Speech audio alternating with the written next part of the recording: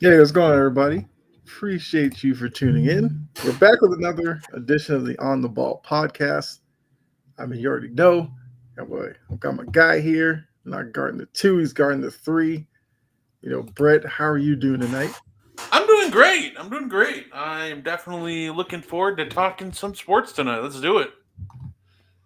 Yeah, I mean, look, this is a period where where it feels like there's so much going on, but then it almost feels like there isn't a lot going on because we're now down to the final days of the NFL season. But luckily, the NFL stays relevant all year, which obviously is great for people like us that do this. Um, we have the NBA that's coming up on their unofficial halfway point, and with that leading into a lot of these rumors and stuff that are going out there, which we'll talk about here shortly.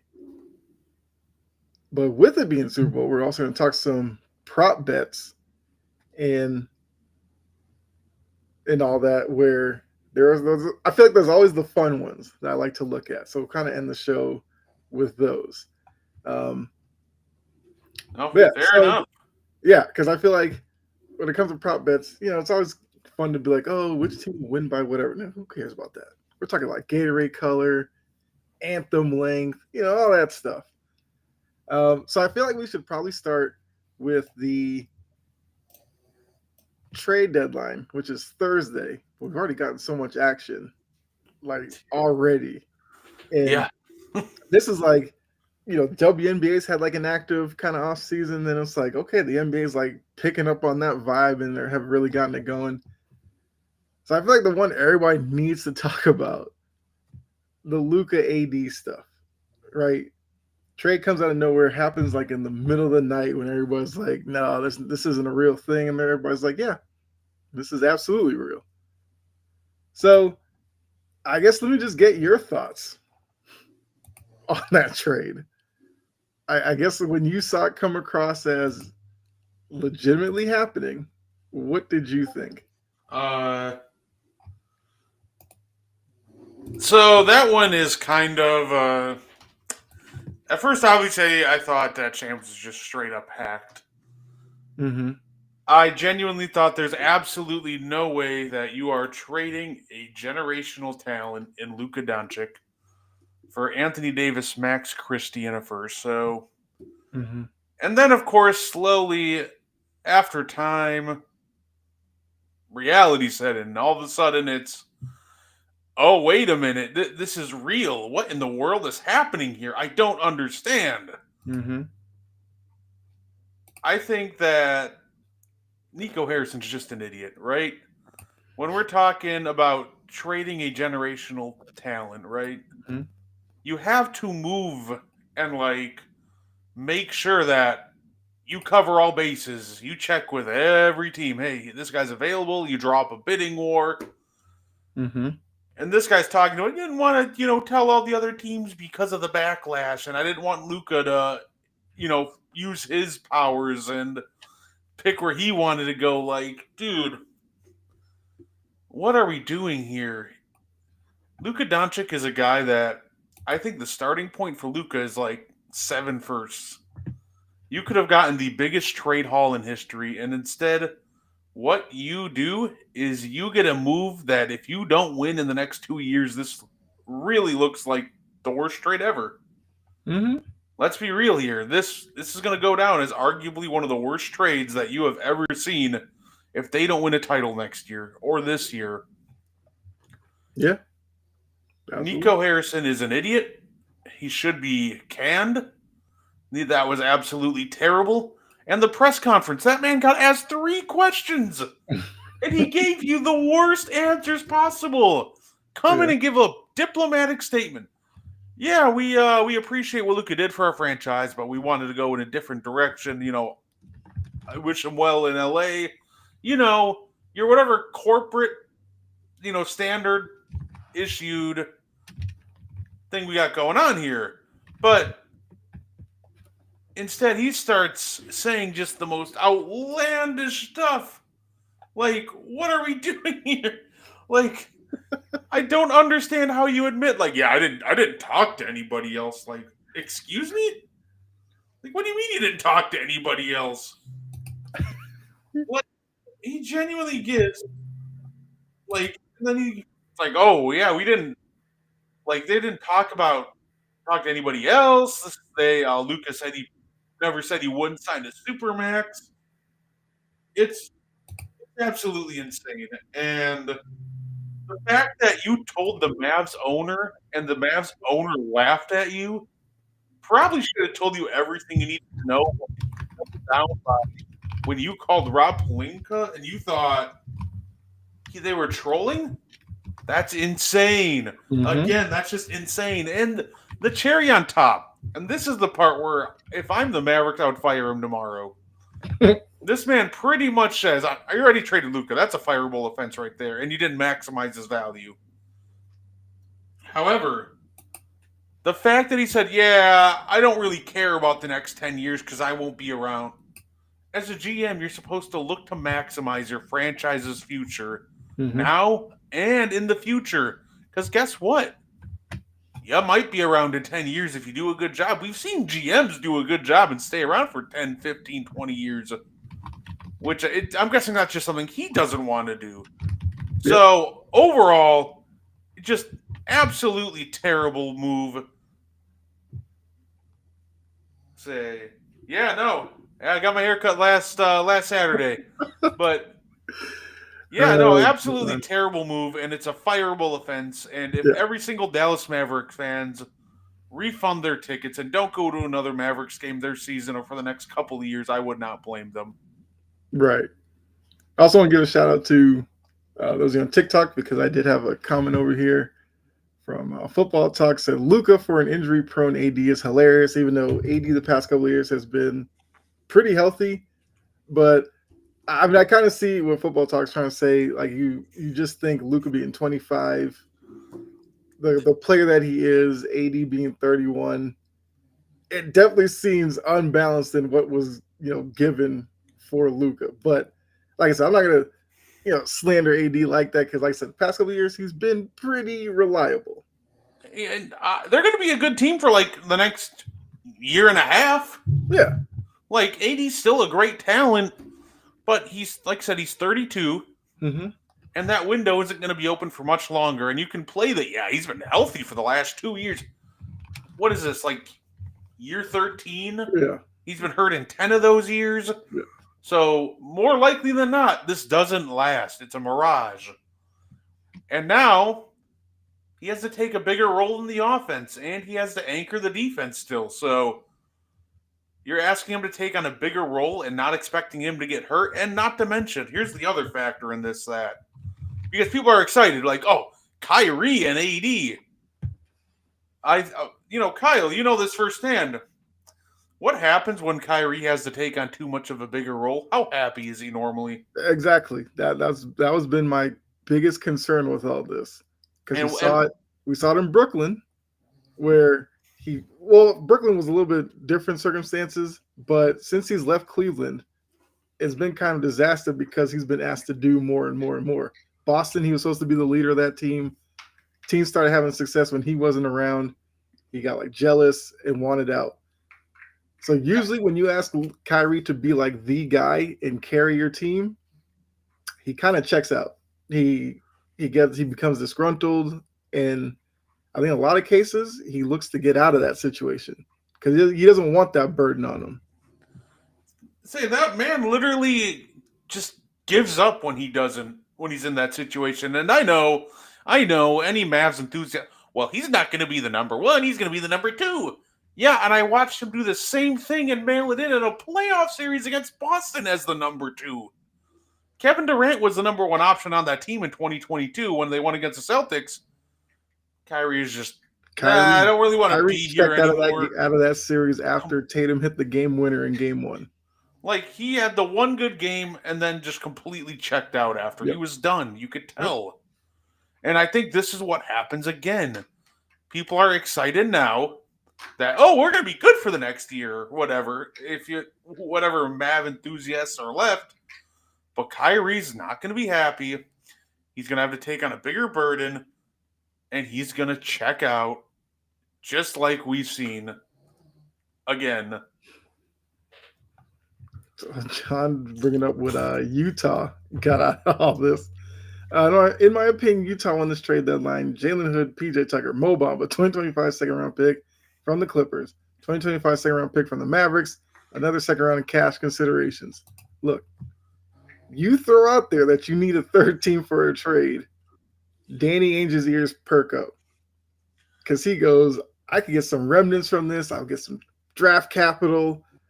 Like Jalen Hood, probably expect to see him in a trade at some point, like on Thursday. Tucker and Mamba, he'll probably flip them for more picks. Like this is where Danny Ainge loves. He just loves this kind of stuff. So I wasn't surprised that when they said a 3-team deal was going down, that Utah was that third team. Like Yeah, this is perfect for Danny Ainge. Eventually, he needs to do something with all this, which is kind of the same thing that was in Boston. Like he kept I, hoarding picks, and everybody's just like, "What are you gonna do with them?" I think he will eventually do Yeah, something with them, but obviously, like now's not the time to make any moves with those picks. yeah, He's doing the right thing right now. Let's put it yeah. that way. Just keep hoarding those picks, buddy. You're not going anywhere anytime soon. Mm-hmm. Wait till you get that franchise piece or two. And as Yeah, much as I like Lauri Markkinen, he isn't like that guy you build a championship team around. So I like him hoarding these picks and not really trying to go all in around Laurie. I right. think Laurie's a really good like second option on a Yes, championship team, but not somebody you're throwing all your assets down to build around. exactly. Um, so yeah, there were more moves than that because John did bring up the Fox trade. De'Aaron Fox going from the Kings to the Spurs. Levine going from the Bulls to the Kings. So we get the reunion of DeRozan and Levine out in Sacramento, and the Spurs have basically lined up their Chris Paul contingency plan for when he leaves and retires. You would assume they'll kind of keep De'Aaron Fox in the fold. So, according to John's question, who won this trade? Spurs. Yeah. And let me tell you why. Because when you look at the trade, right? It was 3 firsts and 3 seconds. And Mm-hmm. then they sent the Bulls first to them. Let's talk about the Bulls first. It was lottery protected. The Bulls would have to be out of the lottery for them to even get that pick. So, did they really give anything up by doing that? No, they weren't getting the pick anyway. That thing was getting conveyed into like 2 seconds. So, okay, like you want your pick back, fine. We weren't getting it anyway. Mm-hmm. And now I get it. On paper, you know what looks really good? They got the Hornets pick. They're a lottery team. Woohoo! Their Hornets pick is lottery protected. Yeah. The lottery protected, if it doesn't convey this year, it's 2 seconds. So the real headline should read the Spurs trade 2 firsts and 5 seconds for De'Aaron Fox, because that's really what's gonna happen here. The Hornets would, unless the Hornets go on some like insanely game breaking run in the second half of the year, which isn't gonna happen, then that's just gonna turn into 2 seconds. So I don't think they gave up anything of value to get someone like De'Aaron Fox. Mm-hmm. So I love it, and I think the Kings also made out well for getting multiple firsts for Levine. The Bulls Yeah. were just funny. They're like, we want our lottery pick back. Like, you were getting the pick anyway, but okay, here you go, I guess. John also adds to don't be surprised to see Vucevic, White, and Ball get a new team. Also, I feel like it's been like 3 years where we've kind of said Bulls kind of just need to blow it up, and they seem to be doing it like slowly in steps. So, John, I would love to see all this happen. I kind of doubt it, but it would be the right way to go. If you're a Bulls fan, you should hope this happens. Yeah, absolutely. At this point, just collect as many assets as you can.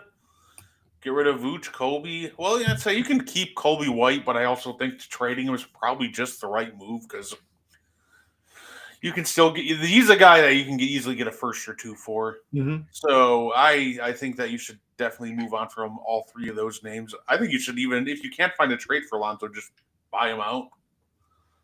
Yeah. Well, actually, with us moving to this trade, I forgot to ask you about the Laker Mavs trade because basically it's talked about how the Mavs will be good for like a year or two, and then we'll see kind of the struggles from this trade. So for the Lakers, I guess Lakers fans who might be tuning in, what is the potential downfall from this trade, if there is any? The potential downfall of this trade is Anthony Davis turns into prime Hakeem Olajuwon, Kyrie turns into Steph Curry, and they win like 5 rings together. I don't think there really is a downfall to this trade. Like, we can go, well, Luca's conditioning might be out of whack, and he might get fat or whatever the Mm-hmm. Mavs are trying to push. But the reality is this: you had a chance to trade for a 25-year-old generational offensive talent who, when it's all said and done, is going to be, if he's not already, a top 15 or top 10 offensive player to ever play the game. Mm-hmm. And all you had to do was give up Anthony Davis, who's 32, and a first. Yeah. I think this year it's going to be a little rough. I Mm-hmm. don't think that any teams are willing to trade with the Lakers. I think they're going to kind of have to run with what they have now. The only, maybe an addition from free agency or the buyout market. Mm-hmm. I think next year's the real year. You see the Lakers take off. If I'm a Lakers fan, remain optimistic but cautious about this year. You're not going to put the pieces you need to compete around Luka and LeBron this year. That's not going to happen. Mm-hmm. This offseason, though, go out, get some defensive pieces to surround those two with, get a defensive minded center to put in the middle that can also rim run, and then the sky's the limit. Mm-hmm. Like, I think that's something that needs to be taken into consideration. If you're a Lakers fan, don't say the sky is falling if they struggle this year. They probably will. But next year is your year. That's the year where I fully expect to see what LeBron and AD can be together. Yeah. Um, John brings up Lakers had some defense. Luca doesn't play defense. Luca and AD make about the same points. Both teams didn't move the needle, according to John. Luka is such a better offensive player than AD, and it's not even close. The points really don't tell the whole story. Luka is such better at getting his teammates involved. He can create for himself much better than Anthony Davis. Pretty much every single facet of offense you can imagine outside of, ironically, like shooting free throws and, like, I would say, like, finishing lobs around the rim. Like, maybe finishing and free throws are what I'm going to give Anthony Davis for. Mm-hmm. And by finishing, I mean dunks, because Yeah. Luke is actually an elite finisher in his own right. And I think he actually finishes at a higher percentage around the rim than Anthony Davis, which is kind of weird. Like I said, you're getting that generational talent. You just have to be patient. And for the Dallas Mavericks, good luck, because not only did you don't have Luka, you don't have your 2027 first. No, sorry. You don't have your 2028 first. You don't have your 2030 first. And I don't think they have their 29 first either. So this is a situation where they have to nail these next two drafts, Mm-hmm. build perfectly around AD and Kyrie, because then guess who has your pick in 28? The Thunder. Yeah. Guess what? I think the Rockets have their 29 pick and the Spurs have their 2030 pick. Mm-hmm. So overall, they nuked their future just for a 2-year title window in which I promise you they're not going to come anywhere close to. Let's see. Jory, it's because I just saw some cohesion with my team and this happens, my heart. And look, I think for Lakers fans, losing Max Christie as well, because I've heard, some Lakers fans somehow Max Christie was kind of coming into his own and everything like that, and he's being moved out as well. I do think, as John brought up, defense, that will be interesting to see, because we know with AD there, he covered up for a lot of the perimeter issues where, guys got into the lane. AD was there to change shots. Now, as a opposing player, once you get by Luka, LeBron, Reeves, one of these guys, you got Jackson Hayes standing in your way. A little different than AD, but hey, Jackson Hayes is a guy who's supposed to leap out of the gym, very athletic. Like this, maybe he shows something here. that Laker fans can because look, I think Palinka came out and says like the center market's a little dried up, which I don't know. Maybe if this deal had more time to kind of cook, maybe the Lakers could have possibly gotten away where Kessler was somehow involved in this three-team deal. Which, if you're going to deal with Danny Ainge, you have to give up a lot to get Walker Kessler. So they probably would have had to give up more than they probably were comfortable. Because Connect would probably have to go somewhere in that. And if I'm Danny Ainge, Ainge probably would ask for Reeves or Rui too. So Yeah, I don't know if the Lakers would want to get that go that far, extending themselves out, giving away all that just to bring in Luca and Kessler. But that would have been a great ad. A big man who, because they definitely need the help. yeah, and about like the report that they didn't want to pay him or whatever because he's going to be eligible. Oh, I didn't even see that. Mike comment put that down there. Luca's the talent you give the supermax to. Luca is that good offensively, and you can build the defense around. Like the Mavericks last year, they made the playoffs because you managed to still be. I think they were like close to a top 10 defense with Luca. Mm-hmm. So it's not like it's this impossible feat to build the defense around Luca. So unless if he like killed 27 people and we don't know about it, you give that man the supermax because guess what? Even if you give him the supermax and you regret it a year later because you don't think 4 years down the road it ages well, you can still get a haul of like 8 draft picks and a lot of young talent for Luca, and nobody would bat an eye in paying it. He's just that good. Yeah, it's like this is something. If Cuban was still kind of the majority owner and all that kind of stuff, he never does this. Like you could tell from Mark Cuban, he was viewing Luca as his next Dirk. Like he was gonna keep him, pay him as much as he wanted to, continue to try to move the pieces around him to get that title out of him. And look, they got close. They made the finals last year. Then turn around halfway through the next season and move him because he drinks too much and he wastes. Like they made it seem like Luca turned into Oliver Miller. Yeah, I heard all the reports. I'm like, did he turn into like Cleveland Sean Kemp overnight, and I just have no clue about it? Right. Like what? I don't Like know. it. We know Cuban wouldn't do it because the man said he would divorce his own wife before trading Luca, and he probably meant that too. Yeah. I think at the end of the day, this just showed how important Mark Cuban was because obviously he sold his majority stakes in the team this past summer. He was running, the head of baseball operations. Like Nico Harris has been there for a while, but Cuban was the guy that always had that last say. And he was, he had to go through Cuban and really filter out the good and the bad. Mm-hmm. In a way, I'm gonna make a WWE comparison right here. Nico Harrison reminds me of Vince Russo once he left Vince McMahon. When Vince Russo was with Vince McMahon, he made great booking decisions through WWE, but that's because Vince was there to filter out all of his bad ideas and make sure the good ones saw the screen. Yeah. Nico Harrison and Mark Cuban, and I think, Mark Cuban, granted, is a much better human being than Vince McMahon, so I'm not throwing that comparison. Mm-hmm. But in a working, dynamic, it almost feels like it's a similar situation where maybe Nico's just been terrible this entire time.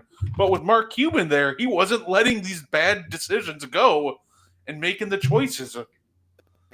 It does kind of make you wonder if Nico had this kind of power before. Like, what else would he have probably done before this deal? Like, I mean, look, Luca might have gotten lucky.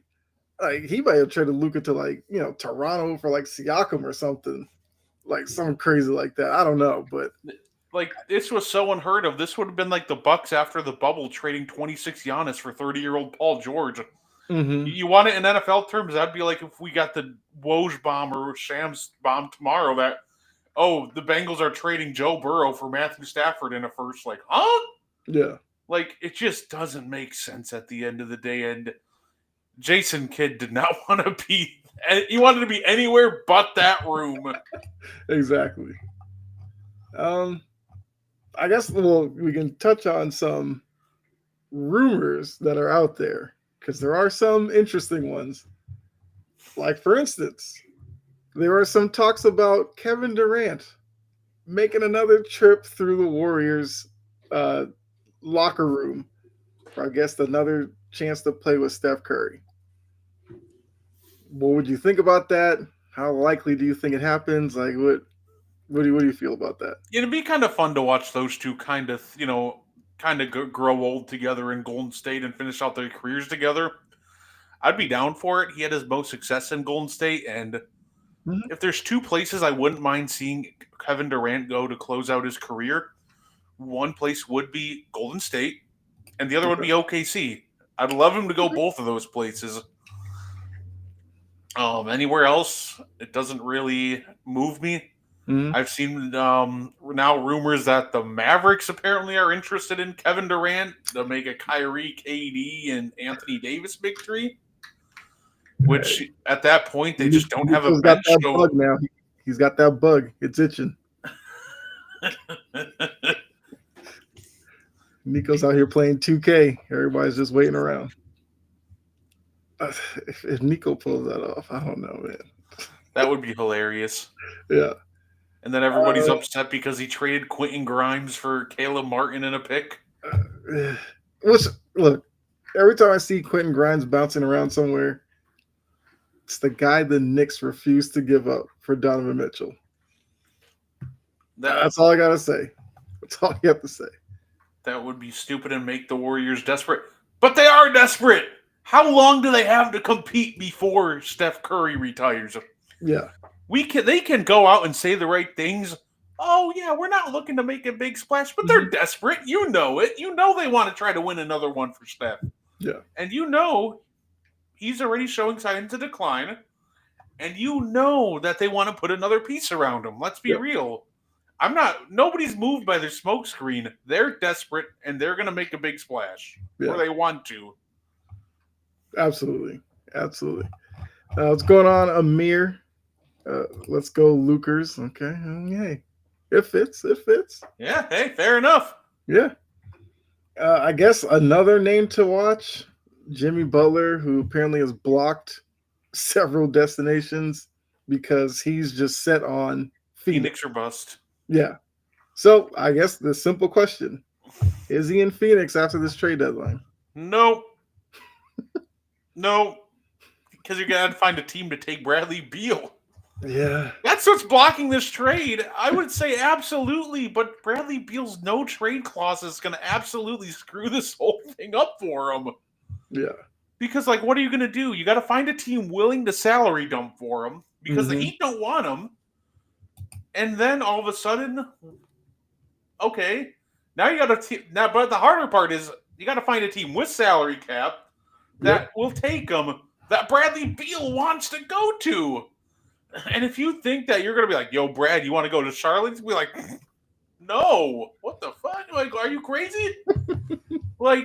Bradley Beal's going to nuke this trade. It's not going to happen unless there's some surprise team. I don't think they'll do it. I'll throw it out there unless, the Orlando Magic sneak in there hey, we think Brad Beal could help us. Yeah. I don't think this happens in the slightest. Okay. Yeah, I feel like I don't understand Butler necessarily because he went from requesting the trade to then saying, I love Miami and, the real story will come out after the fact. Now Pat Riley has sent him home 2 different times and you have opportunities to get out of Miami, but you're blocking them because you only want to be in Phoenix. And like you said, Phoenix has their own issues because they have Booker, who probably would get you the most, but Phoenix doesn't want to move him. You have KD, who you could move, but he's also a little older, so the return might be whatever. And you have Beal, who Phoenix wants to move, but nobody's going to take that on because he looks like diminished goods at this point. And they don't really have any much else that you could trade to really get anything on a Butler level or anything like that. So I guess it's a game of chicken between the Heat and the Suns at this point. Because like I said, The Suns need their own Danny Ainge who is willing to jump in just to take on some crap, so you get the actual trade you want to go through. Say, And I don't know Damien. who else would do that. Damien, I actually have the answer to that. It's they tried to trade for Jimmy Butler, but Jimmy Butler said he'd refuse to sign an extension, so the trade talks Yes, died down. that's the major. So that's why they're not trading for Jimmy Butler. It's not because they didn't want to; it's because Jimmy said no. And Lonzo Ball just doesn't move the needle for the Warriors. They'd have to pay. Yeah, you're better off waiting to buy him out. Yeah, he's getting paid like $20 million. You'd have to match that salary. I would wait for a bigger fish. right. Daniel Barry, what's going on? Appreciate you tuning in. Feel like it's been a little while. Sean, what's up? Thank you for coming back. Let's see. John says send Butler to the Blazers. Oh, yeah. Pat Riley would love to do that. Because either way, Pat Riley will be there the day after. But let's see.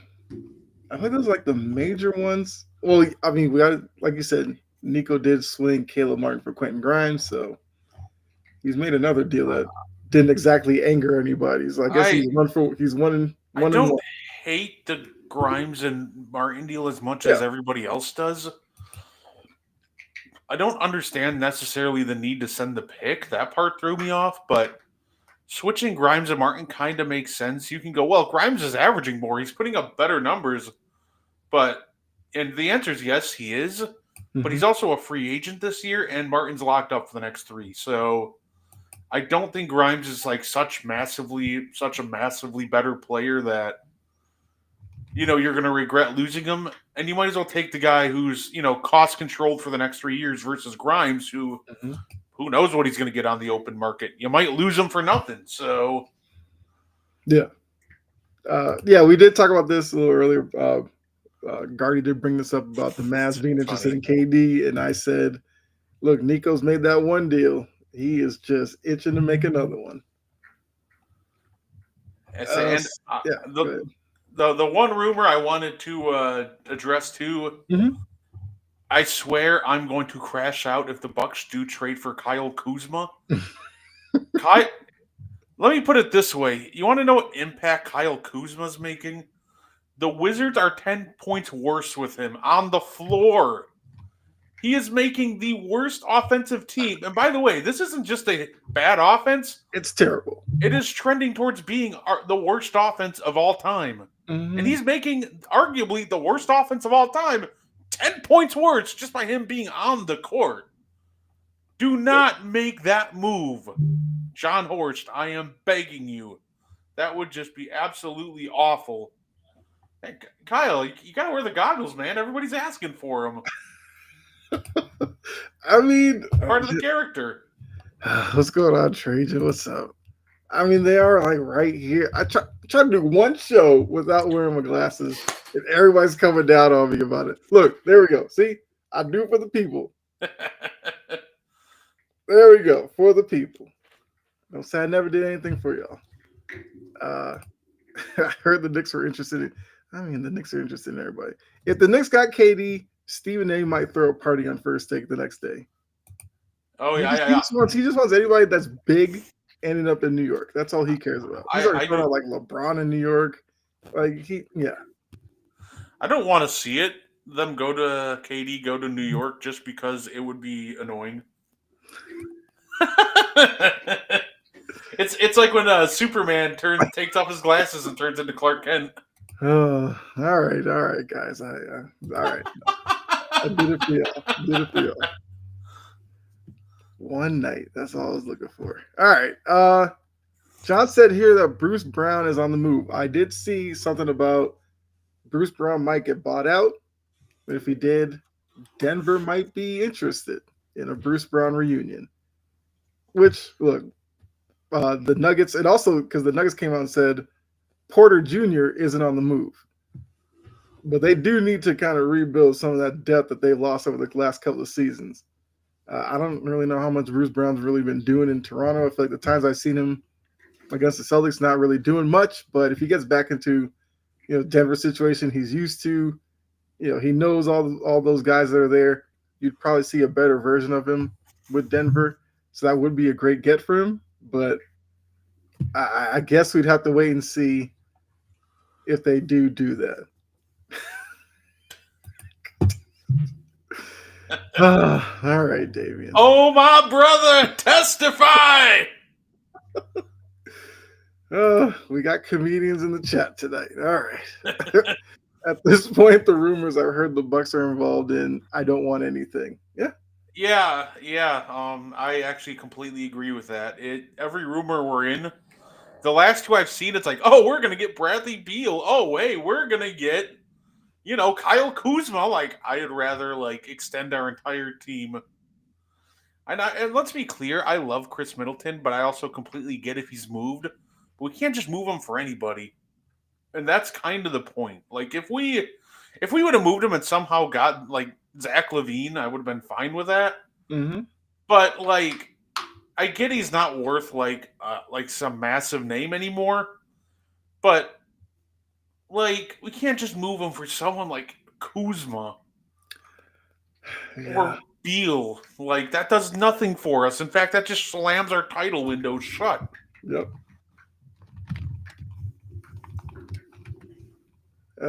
So I guess John's saying wouldn't be shocked if Middleton was traded for some picks. I mean, it definitely seems like that's kind of the starting point for a lot of these conversations is that I guess the Bucks are over Middleton and I guess waiting for him to regain what he was before the injuries and everything like that. That seems like the motivation for a lot of this stuff. They want to get younger, which I don't blame them for that. I've said that about the Bucks, that they are an older team where your only youth is really Giannis and whoever Doc decides to, unlock from the bench that night and give them any minutes. But other than that, his top rotation are all older guys. So I don't know. I guess we'll see. We'll see if they pull the trigger on anything. What is it? That's it. You couldn't try to trade Nurkic for Middleton? I will box John Horst in the Pfizer Forum parking lot if he tries to do that. So Trey just said Beal no, Durant no, Kuz no. I don't want any of it. Trade Brook for a young big man. Trade Chris for youth and picks. I want the Bucks to get some young talent and some assets. Here's where you're talking about Nurkic for Middleton, and then Damian. The Bucks trade Giannis. He's gonna okay. Well, I feel like you're safe from that one. Yeah, Nico Harrison is on our GM, so we're safe. Right. Let's see. Are there any other rumors out there? I don't think so. Nothing too big yet. See, Cam Johnson, I would accept Cam Johnson. Young, 3-and-D wing, that'd be perfect. Yeah. Although it does seem like Cam Johnson probably will get moved somewhere during this week. Trade Doc for the half-built statue of Doncic from Luka. If the Bucks would have just listened to me and signed Kenny Atkinson. There you go. Kenny Atkinson's doing. Look, he's a good coach. That literally what happened with him in Brooklyn was not fair to him at all.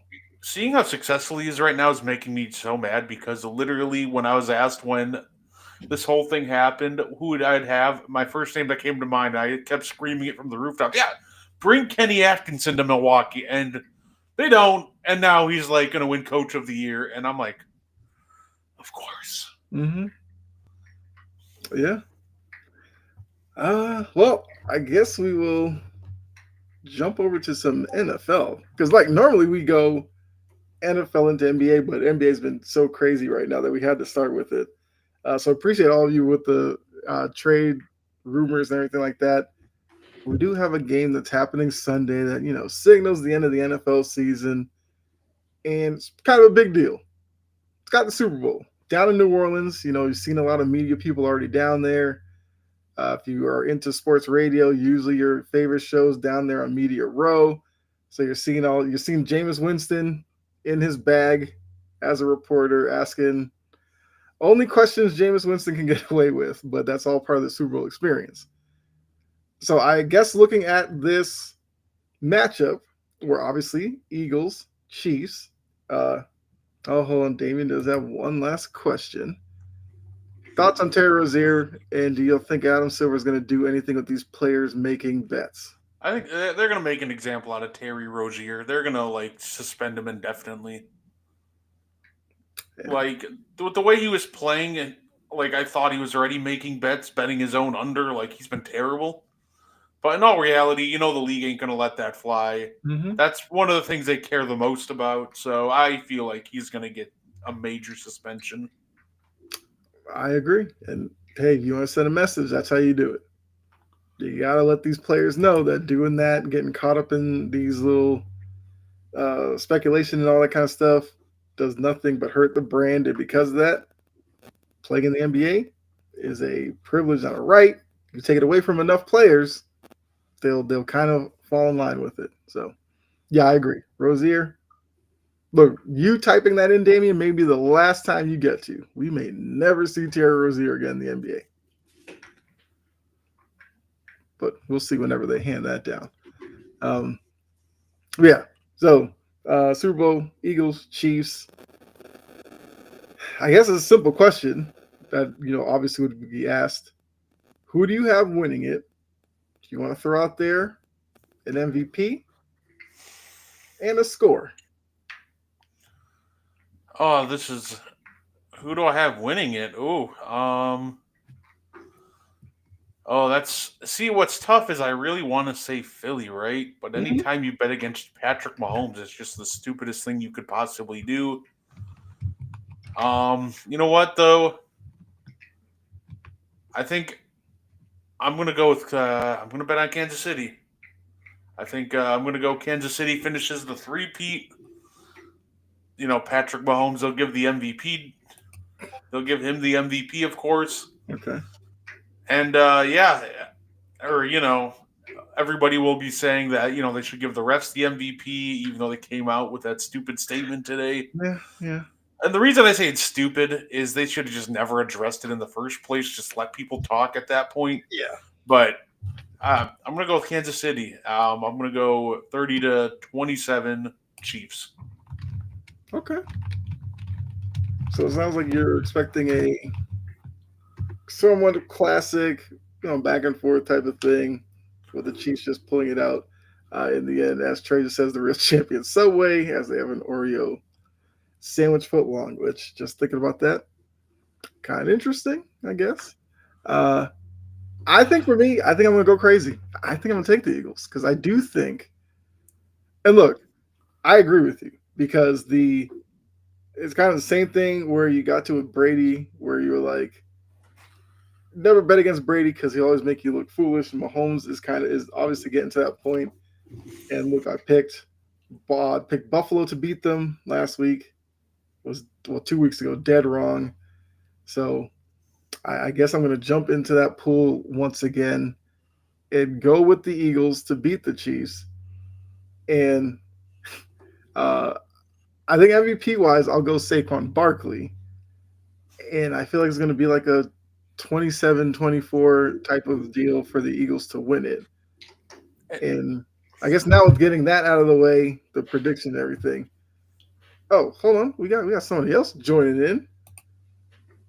Jory, Hey, Jory! what's going on? I We'll just be had up to in pop in. backstage for a while. I've been caught up in the Clark Kent stuff, the Devon Dudley. I might have missed you back there for a little bit. Um, which I'm pretty sure you probably want to talk Luca and AD, so we can go back to that. But I just want to get your thoughts on the Super Bowl. Like, who do you have winning it? MVP and a score prediction. I'm tired of the Chiefs, Okay. in all honesty. That's a sentiment that's pretty popular. Yeah, and I really like how the Eagles look. The defense really came along, especially that last game. Mm-hmm. I'm gonna pick the Eagles, Okay. and I feel like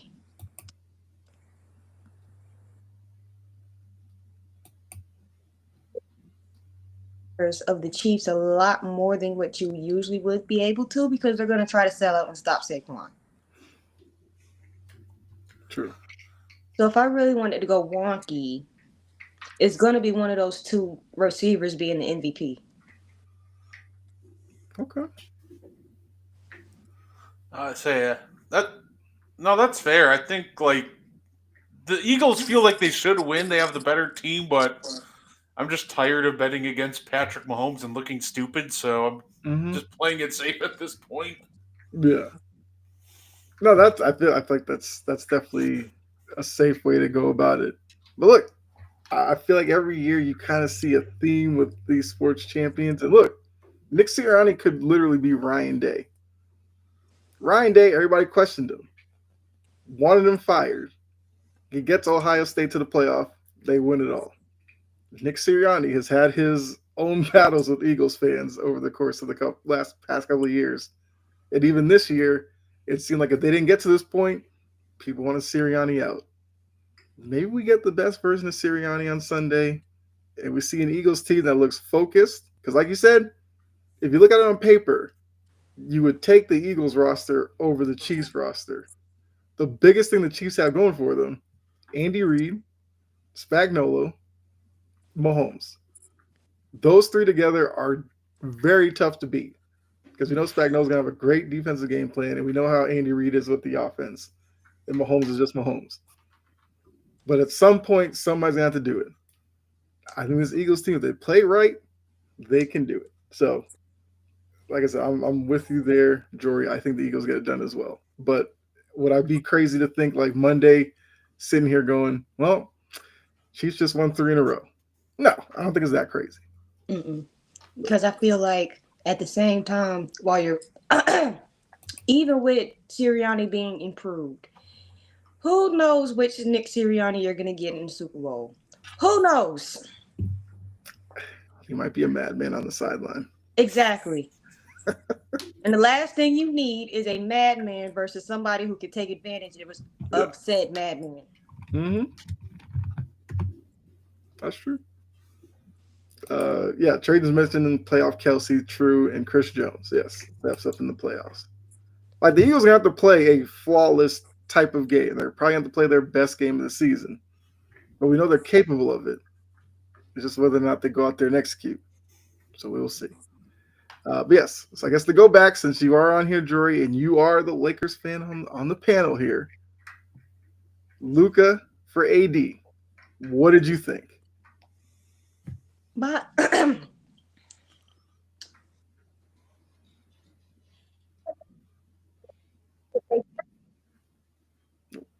apparently I woke up at 2:30 in the morning for whatever reason. I grabbed my phone and then I see trade. I'm like, huh? Nico doesn't sleep. Then I see AD is a Maverick. I'm like, what the? And then I see we got Luka. I'm like, whoa. So between 2:30 and 2:33, I had about 10 different emotions. And to be completely honest, I'm still not so sure how I feel about it. I was attached to Anthony Davis. Anthony Davis was supposed to retire a Laker.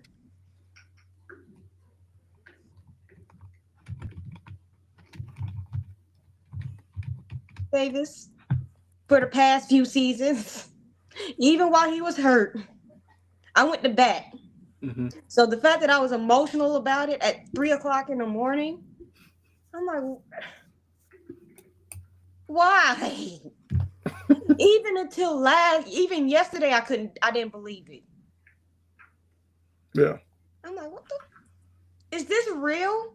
You know how many times I pinched myself? Just.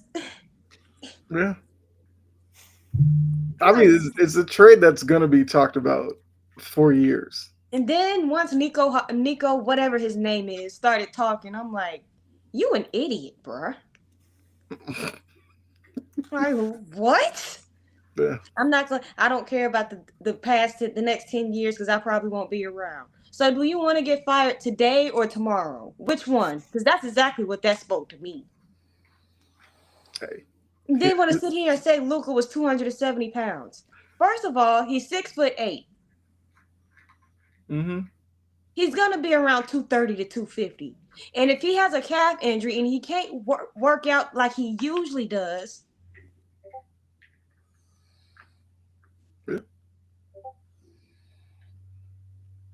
Harris is a damn liar. He is not 270. Look at them pictures and tell me that's 270. What? Yeah. And then I heard that Rob was feeding him all that stuff. So Rob was talking that good lying, manipulated. Oh, he's not worth that because remember, you had to take a beer from him. And he probably was laying it on thick like some butter. And he could not. Yeah, because exactly, Trajan. Exactly. He's not 270. Yeah, but it's like maybe if you drink him in some water. It's just like we saw the one video with Luka drinking a beer. Michael Finley takes it away. All of a sudden, he's an alcoholic.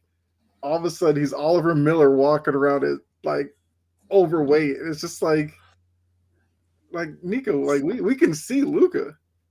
Like he's not in hiding. We know what he looks like. You let Rob Pelinka get one. Rob thought you were trolling.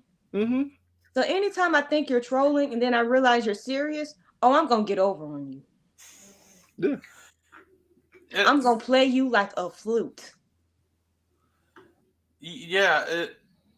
That was just weird. That was the part that got me. It's like, oh yeah, he talked him down from connecting multiple first. Like, how did that conversation go? Like, hey, he's not worth all of that. Remember, you had to take a beer out of his hand. Right? Yeah. Remember, like he's looking a little fluffy. He's not worth all of that. The Flink could just go, yeah, I'm not paying that fat alcoholic that much. You're like, yeah, you know what? You're right. Just a first Christian AD.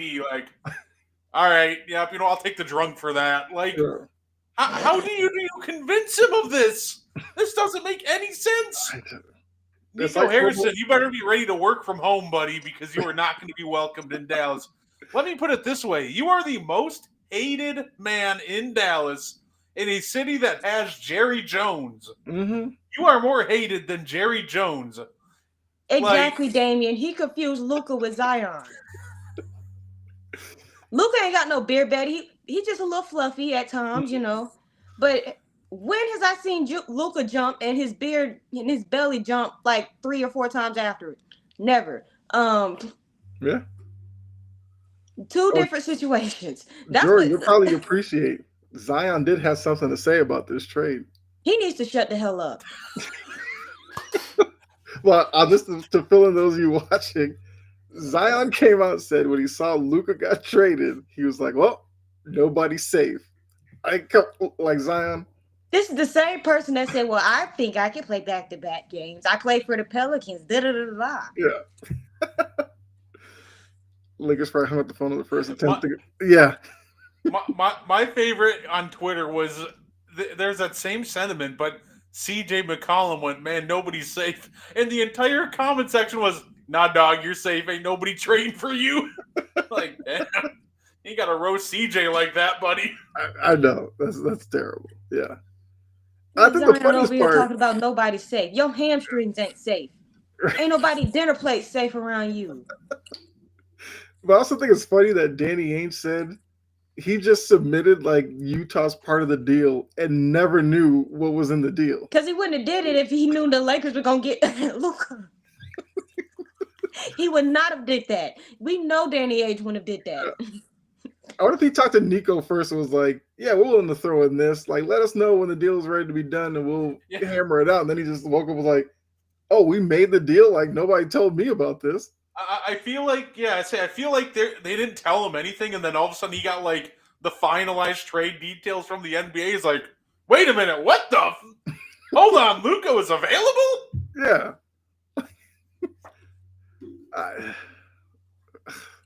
And now, like you said earlier, people probably aren't going to trade with the Lakers because it's going to be seen as he fleeced an organization, and this is what they do. Yeah, there's that Lakers. If you're stupid enough to do it, why I got to be the villain for you being stupid? Yeah, but this is what happened when Ainge worked the Brooklyn Nets deal. A lot of people didn't want to deal with the Celtics after that. because they're like, if he's going to do that to that team, we don't want to be the next team he does it to. So these owners all, they'll become sensitive. Danny says, is this Yes. trade dumber than the Ben Simmons and James Harden trade? This makes Ben Simmons and James Harden look like the greatest, most fair swap of all time. Like, Yep. yes. This is much stupider. This is going to go down as one of the worst trades in history. Yeah. The only ones that really rival it off the top of my head that are going to go down maybe worse than this, depending how it plays out, like PG to the Clippers, Mhm. Kareem from Milwaukee to the Lakers, and just other all-time bad ones. This is, I don't have like the exact top of my head like what order it'd be in, but this is probably going to go down as a top 5, maybe even top 3 worst trade in NBA history. Trade says he hopes Luka gets pissed, gets in shape, healthy, runs the West, even though I don't want him to drag Bron to the finals. He has LeBron with him now. If it's gonna happen, They're saying in 2026, when Bron's contract's off the books, that's a max slot that you have to pay the guy or pay whoever you want to put around Luka. Mhm. There's a real potential to build this team around Luka in the next few years. That's what I'm saying. Like Lakers fans, it might be a little rough this half of the year, but you got to be patient because the future starting next year is insanely bright. But it might be a rough this first half of the year. Just got to I be a little don't patient. trust Rob Pelinka. I don't know. Pulling this off, you might need to build him a statue in front of Staples. After this, yeah. But because I think for Jory thinking here, what if Bron walks into the office tomorrow and goes, I want to an play 2 more extension. years? Would they not just sign him to a 2-year extension? Because I'm already hearing that LeBron James is mulling an extension after the trade with Luka Doncic. No, go mull on the couch. You are 40 freaking years old. Enjoy the rest of your golden age years with your wife and your kids. Watch Bronny grow up. Get off my TV screen, bruh. Yeah. But I mean, yeah, I feel like it's something where the Lakers can look at it and say, and JJ probably as well, this will become Luka's team after LeBron, and you just hope that they can build around Luka. Because I feel like a couple of years ago it was Luka and Trae Young. I feel like there was a conversation either like on a network or something like that. They were like, who's harder to build around? Because those two have kind of been linked since they were traded for on draft day. And with Luka, it's like he's ball dominant. He is a great scorer, and he does play make as well. But he has his defensive deficiencies, so you kind of have to put players around him that can cover for him defensively, and you can hide him a little bit. But he also needs offensive players that don't get in his way. So in some ways, they're kind of similar to build around, except for Luka's obviously a different offensive player than LeBron is. I want to kind of like build on something you said. I don't think you wait until LeBron leaves to make this Luka's team. This is Luka's team yes, right absolutely. now. Yeah. If you're going to put the ball in somebody's hands, it's Luka's. Luka's just a better player at this point. We're comparing a top like 5 player in the league at worst, and I would argue that Luka's in top 3 to Bron, who I think he's in the top 10, but he's closer to 10 than he is to 5. So, and the other factor to this, LeBron's an infinitely better off-ball player than Luka Doncic. He's a much better cutter. He's a much better shooter off the catch and shoot. I'm not saying we stick him in the corner every time, but at the end of the day, like if anybody thinks it's a still Bron's team, no, it's Luka's, and you have to play it as such. So you give that ball to Luka, and you have Bron work around Luka, not the other way around. Absolutely. Yeah. And look, I think if you technically look at the past couple of years, you could make the argument that AD was maybe a better. He was more important. Yes, but the problem is AD doesn't mind taking a back seat, and at times that hurts him because there'd be times where you'd be like, AD, just get in the post, put that hand up, and take over, and he doesn't really do it. And he shied away Luka, from you don't have to worry about Luka. You give Luka the ball, get out of his way, he'll make it happen. So it's probably easier to transition to Luka than it was to AD as being the guy. And Damian, the answer is the Lakers won this trade, and it isn't even close. The order of teams that won this trade are the Lakers, the Thunder, the Rockets, the Spurs, the Jazz, and then the Mavericks. Once again, Thunder have their 2028 pick. Spurs have their 2030 pick. The Rockets have their 2029 pick. They locked And guess themselves what? into They got the Lakers 2029 first round pick. So I don't have one until 2030. And that's fair. Like you can, and the thing is, the Mavs can try to sell themselves on that. But if you have Luka, okay, you can have the 20th overall pick in the draft or 25th, whatever it's going to be. Oh no, we're not going to get a late first round pick. What will we ever do? I'm not crying over no third grader. Right? Ain't trying to trade some ninth grader doing his algebra homework right now. Exactly. Absolutely not. At least Nico traded Luka for AD and not Westbrook. Hey, Westbrook's been doing good this year. I give He's credit. doing fine. He got Jokic behind him. Where he fits, yes. And Jokic but actually believes in him. He wants to play with him. So yeah. Shout out to Westbrook. Let's see. So I did have funny Super Bowl prop bets. Well, not really funny, but kind of like the odd ones out there. Because I know that Brett's got to get ready for Meaty Boys. So last few minutes, kind of look at some of these and get your thoughts on them, and then we'll be out of here. Let's see. Wait a minute. Yes. Let me say something. Go ahead. Because I wanted to come on here and say this. Because about the Myles Garrett thing, I don't know if we touched this. We did not. So go ahead.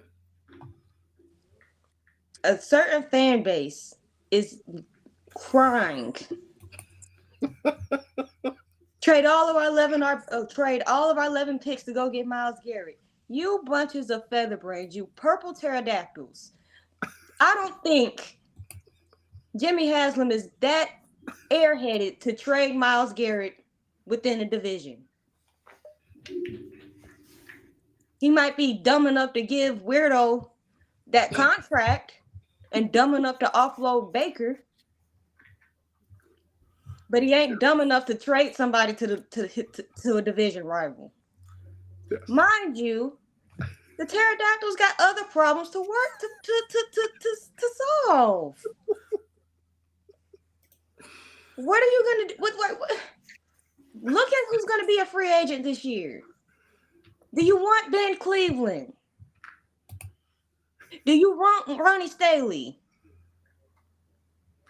Do you want half of the secondary who y'all tout is just this good when they don't do jack squat but get burnt like some toast in the oven for 25 minutes? What? Yeah, and even if it's not, I guess, impossible that they trade him to the Featherbrains, but the real issue you touched on, let's say theoretically the asking price would be a first and 2 seconds or 2 firsts and a third. For the Ravens, it would be 4 firsts and a third or 3 firsts and a third. There's gonna be some massive in division tax. Mm-hmm. That at that point, it's just not worth it. Just build around your own talent. Myles Garrett's good, but they're not going to trade him in division. And if they do, you're going to have to just beyond overpay past a point where it's not even worth it. So, Besides, they got Matabike. They're fine. Also, I love the fact that you were like a certain fan base. Jory, people have seen you on here enough to know that when you say that, who you're talking about. Yeah, because they getting on my nerve. Oh, trade the farm. Da-da-da-da-da. I said, all right. What's more interesting, Garrett wanting to be traded or the Rams wanting to trade Cooper Kupp? Garrett. Yes. Garrett. Garrett's just more impactful than Cooper Kupp at this point. So, And I agree, Tragan. I would love for us to trade and get some pass rushers. I know we've invested like 4 first into the D line, but the problem is they're just not developing the way they thought we would. I would just love to get somebody proven, like Garrett or Khalil Mack or someone like that. Yeah. If Cooper don't play his cards right, he'll end up in Nashville.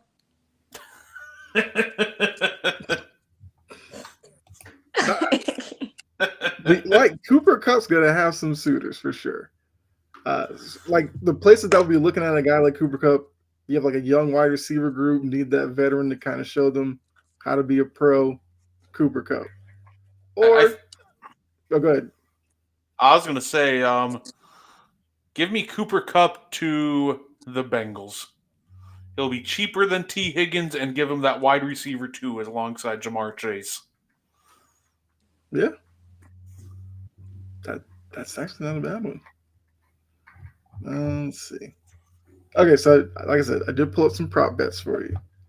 So one I see is, I guess, yay or nay, Drake appears at the halftime show. Drake. Mm-hmm. As you know, Kendrick Lamar is cleared. Kendrick has gotten clearance to play Not Like Us. Yeah, I don't think he appears at the halftime show, but if he did, that'd be hilarious. Singing Not Like Us with Drake on stage would be diabolical. You're going to have the whole Drake doesn't stadium. have to know the song set. He could just bring him out there and then be like, hey, hit my music. And then that's the song that plays, and Drake's just sitting there like, oh, we doing this? Okay, we doing this today.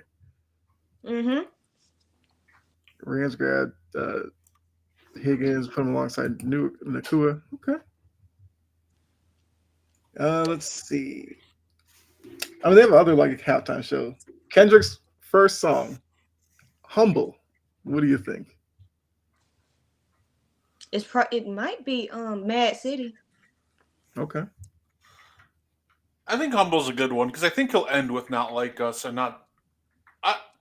Part of me like thinks he might start with it because I See Dead People would be a great intro to his, That would be, yes. So I think it might be Not Like Us. That's either going to be the first or last song. I'm going to guess the last song. Okay. Because they do have for the last song All the Stars because we didn't know SZA is going to be there. Oh yeah. So, okay. Then the last one, total number of songs over under 10.5. They got enough time for that? I'm gonna go under. That seems like a lot of songs. They might. I mean, it kind of depends on how Kendrick wants to lay it out. He could do like a little bit of this, a little of that song, and kind of move it through like that, or stick with a few of them a little longer, and then So I probably would guess under 10.5 as well. Like it does seem like 10.5 is a lot. Let's see. His first song going to be the diss track, then every song is going to pop a lyric from that before going into another song. He probably would. Kendrick is cerebral enough to do that. Mm-hmm. Okay, so the usual one, Gatorade that gets dunked on the winning coach. Orange. Obviously. Okay, because the choices are purple, yellow, lime, or green, orange, blue, red/pink, water/clear. I'm gonna go yellow.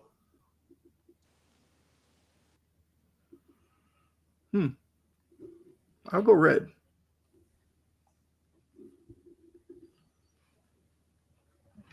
You said red. Mm-hmm. Huh? That's interesting. Yeah. I mean, you're saying because I did pick the Eagles to win. But that could be, Eagles throwing the Chiefs face. We're throwing red on Sirianni. I don't know. What if they accidentally hit him with the bucket? That'd be hilarious. They might have to investigate. I'm letting my intrusive thoughts. They might have to investigate that player and see how much they actually like Sirianni.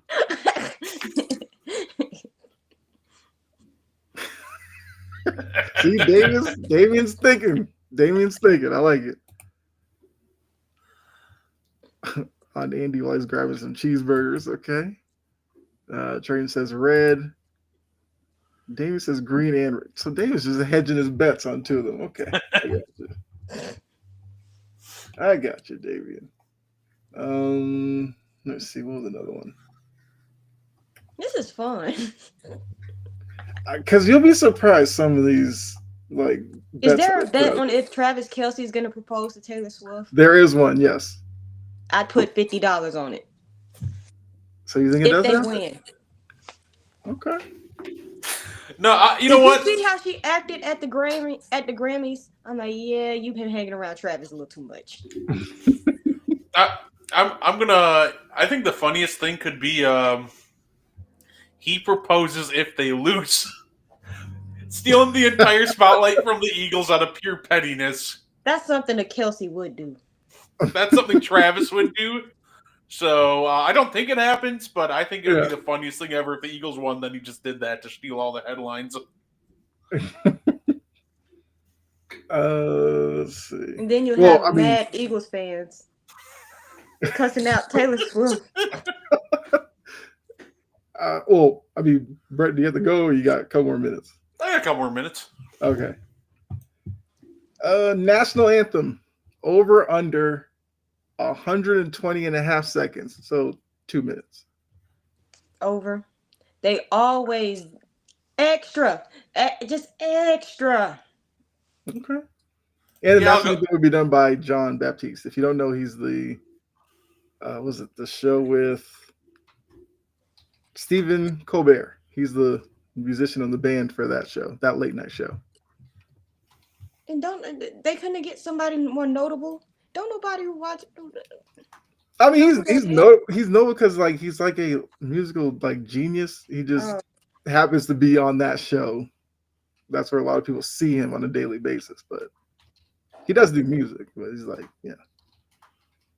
he's one of those if he's never heard a song, you play it a couple seconds, he'll be all into it and yeah. Oh, okay.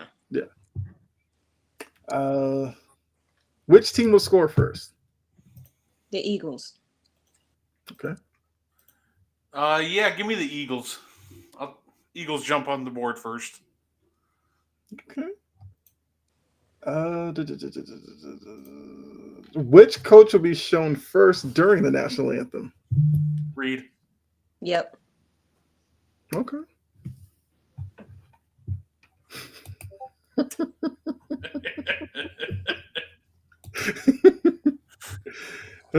Yeah, I noticed that too. I did.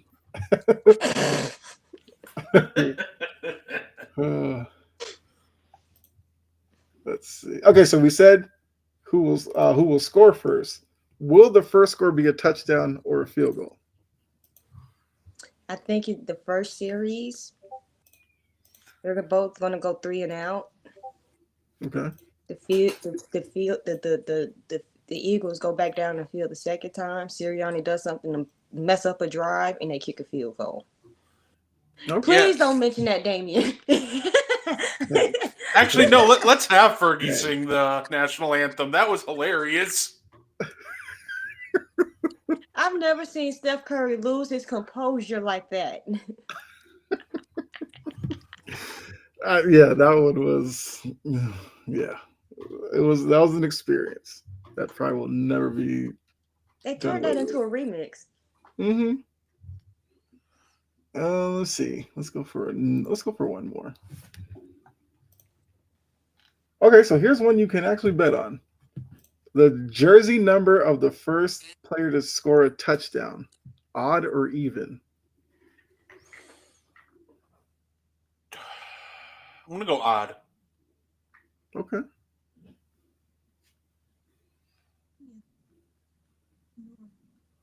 Up right now.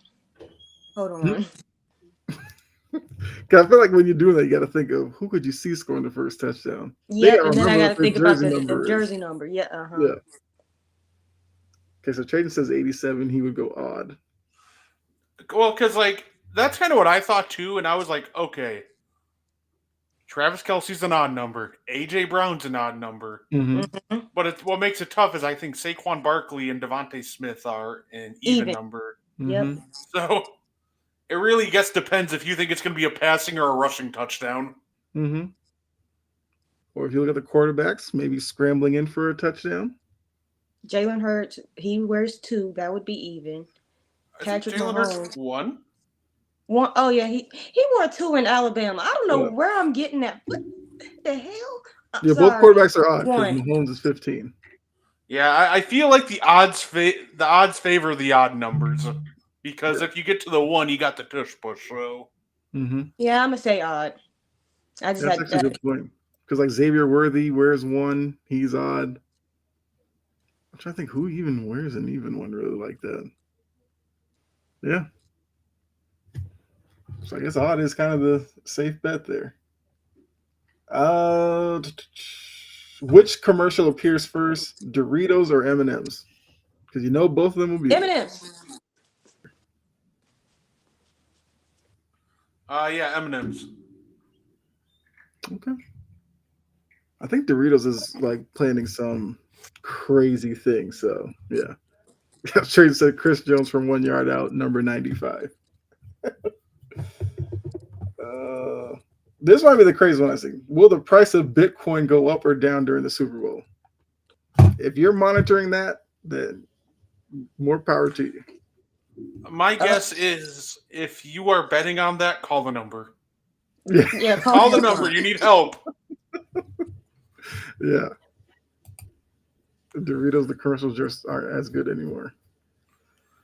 I bet the past couple of years people have been kind of down on the commercials. Let's hope for a The bit of last commercial I can really remember is a few years ago. It was a Mountain Dew freaking commercial. It was that puppy monkey baby thing. yeah. Yeah. I just remember the Tubi one just because of how confused it had everybody. That is true. That was a good one. Yeah. It's kind of crazy that it's already been a year and we're back to the Super Bowl already. Yeah. A little crazy. Yeah, I feel like go ahead and get out of here. Like that's all we had for you. Appreciate Jory coming on. And look, Jory, any Tuesday you feel like you want to jump on with us, you're more than free to. Brett and I would love to have you on. Yeah, absolutely. Of course, I will. Okay. Brett, I guess let them know where they can find you here in a few minutes. Yeah. Yeah, no, absolutely. You can check us out on the Wire to Wire Podcast Network. We're talking wrestling in about 5 minutes on the Meaty Boys Podcast. Yeah. Royal Rumble just happened. Some interesting things happened over the course of that. I caught it after the fact. And yeah, that place was definitely jumping. Surprise men's winner, especially knowing who the last 2 were. Had some returns as well. Like, okay, wrestling's look, it's doing its thing. I mean, Damien, yes, we know. It was just one of the bets. I threw it out there. I found me a wrestler that I can get into, and I usually don't get into wrestling. Who's that? I forgot her name just that quick, but she rolled down my Twitter. It was Lady something. She's really pretty. Lady, I'm drawing a blank. She's a lower tier wrestler. She's not WWE yet. Gotcha. Okay. Yeah. I mean, look, if you want to get back into WWE, this is a good time. But I feel like any level of wrestling, sure. Like there's plenty of them out there. The second I see McAfee, I turn the screen. I'm like, look. McAfee's, he's annoying. The fact that I know he do a show with that smug quarterback makes me just bye. That's true. But he's not like that on WWE. WWE, he's just like you would think he's probably drunk off his behind the whole time, just cheering for wrestlers and doing dances when their music comes up. Like that's how he spends his like 2 hours. So, yeah, I mean, Jory, you want to let the people know where they can find you? You can find me here, of course. You can find me over on Jory Sports Stories. I should have an episode coming out soon. It's been long. It's been a long week. But I probably will go into my top 10 Super Bowl commercials because now y'all done got my brain thinking. Okay. Yeah. Because there's been a couple of them. Mm-hmm. Bring back the stupid ones. Stop being so serious. Yeah, I can agree with that. Yes. I'm trying to laugh. Hmm. Yes. Hey, maybe we get some of that this season on Sunday. Look, for me, you can find me here, Terry Sports Network. You can find me on Chomping at the Bit. I too should have a video out there probably tomorrow. And next time you'll catch me on here will be Thursday? today's Tuesday, so Thursday will be Silent and Sideline, which I believe is like a special episode for the Super Bowl. So I think it's a little bit longer. So make sure to check me out then. And then Friday, you'll see Jory and I back on here for Passion and Precision. So that's where you can catch me. So appreciate all of you that are in the chat. Appreciate those of you who are over on TikTok. What's going on, G Report? What's up? Said the Chiefs will win the Super Bowl 34-24. I didn't even get my score prediction. 30-31. Eagles. 30-32. Okay. That's right up there that would be an instant classic if it does come down like that. So yeah, appreciate all of you that were over on TikTok, YouTube, Facebook, Twitch. I know you guys added your channels as well. So appreciate all of you who tuned in. Make sure you come back next week for another edition of the On the Ball podcast. Enjoy the rest of your night. Enjoy the game Sunday. We will talk about it all on Tuesday, and we'll be after the trade deadline as well. So we know more is going to happen in the NBA. So we'll talk about that next week as well. And whatever else happens, I don't know. We'll see. So hopefully you guys come back. So